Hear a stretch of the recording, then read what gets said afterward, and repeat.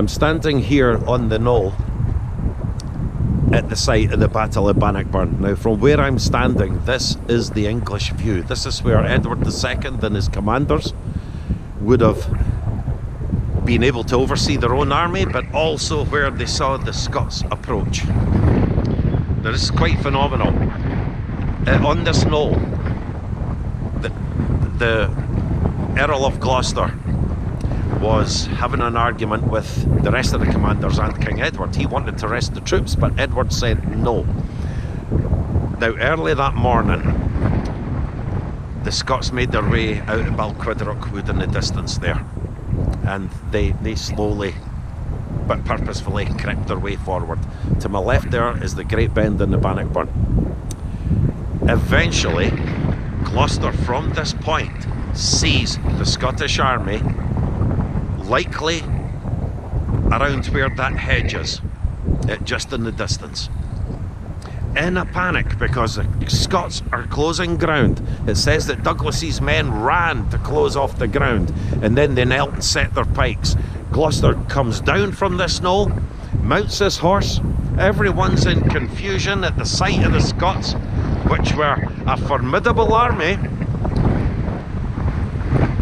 and they were described as a dense forest with their spears. He's gone down there. He hasn't even been armoured up. Probably doesn't have a helmet. He hasn't grabbed a lance. He grabs a sword and he rides hurtling headlong into Douglas's division there, where he's unhorsed, and he's killed. It said he was pierced by many wounds. The rest of the people, the army, are watching in confusion. Remember, you got wagons out here. You got cooks, you got hangers-on, you have prostitutes, you have everything that comes along with an English army. Now, if you imagine the whole line of Scots from left right to the centre there, where the pond is, and over to the extreme right, where the Pell Stream runs down that set of trees, you're talking about a distance of about 831 yards after they've closed the Great Bend of the Bannockburn there.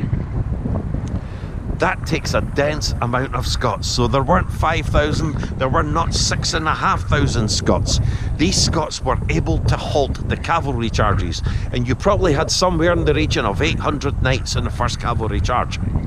And it said there was a great crash of spears and destriers wounded to the death. If you had pikemen with their lines 20 deep, you're talking a Scots army here in the region between 20 and 30,000 strong. Remember, Bruce had a year to prepare for this. He was also a charismatic leader, but everything hung on this battle here. Bruce was in the centre, just where you see the swans in the pond there. He was just before that pond. Now, he either went through it or he went around it, but he was closing in. Moray closing in on the far side. Douglas's division here. But there was a jamming that took place after the first cavalry charge. The second cavalry charge, they got stuck behind them. The third, they got stuck behind them. Archers couldn't use their arrows because they're firing in a high parabola, and it's coming down. They're hitting their own men in the back, or it's glancing off Scottish helmets. So they're told to stop firing.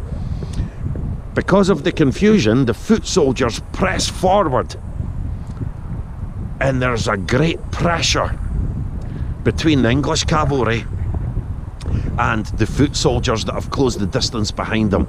There's a great crush, there's a great panic as the Scots stab and hack their way through. Eventually the rout takes place. King Edward here is led off this field. The English scatter over that far side where many of them perish in the treacherous Bannockburn. Some would have been killed that way at all as well.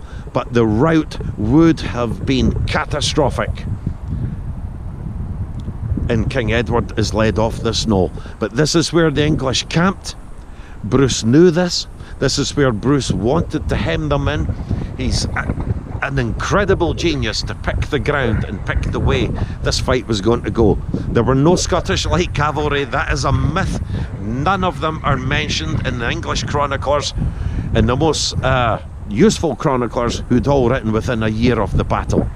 So this is absolutely amazing. So the Scots were all on foot, and they were considerable in number, and Bruce's plan worked to a T.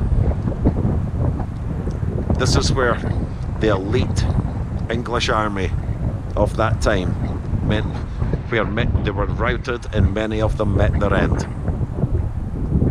And as a king, it was Edward II, the Plantagenet. It was his undoing, but it was Bruce's and Scotland's greatest triumph. It's an amazing experience just to stand here and soak this in. Bannockburn, 1314.